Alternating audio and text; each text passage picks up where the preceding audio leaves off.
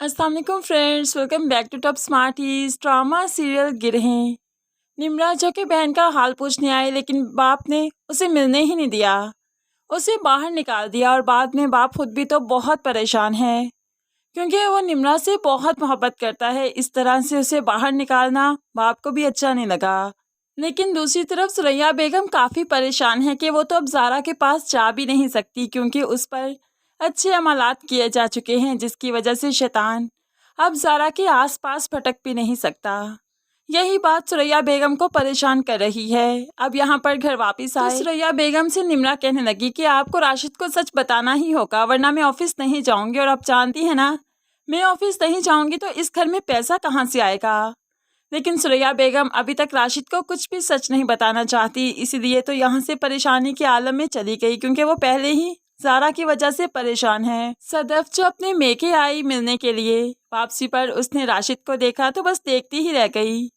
फिर उसने ये बात काफ़ी अच्छे से नोट की, इसलिए तो उसे डांट कर गाड़ी में बिठा लेता है और फिर पूछने लगा, ये लड़का कौन है, क्या इसके साथ तुम्हारा कोई चक्कर तो नहीं। लेकिन सदफ तो साफ मुकर जाती है, नहीं ऐसी कोई बात नहीं, बस मोहल्लेदार है, इसलिए बस देख रही थी सलाम दुआ करने के लिए। लेकिन यहाँ पर फिरोज बहुत अच्छे से समझ चुका है कि ये कैसा मोहल्लेदार है और इसके साथ सदफ के कैसे मुरासिम होंगे। फिरोज जैसा शक्की इंसान है, सख्त तबीयत है, वो तो अब सदफ का जीना हराम कर देगा और बार बार उसको मेके लेकर आएगा। जब राशिद से उसकी मुलाकात होगी तो फिर उसे रंगे हाथों पकड़ेगा। ऐसे में सदफ की ज़िंदगी काफ़ी मुश्किल होने वाली है।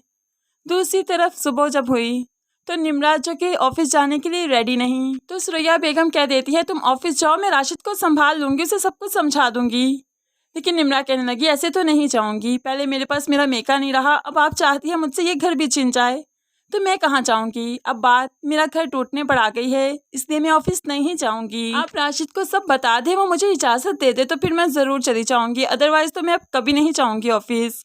ऐसे में सुरैया बेगम परेशान हो गई कि अब ये मान नहीं रही तो भला कैसे मानेगी।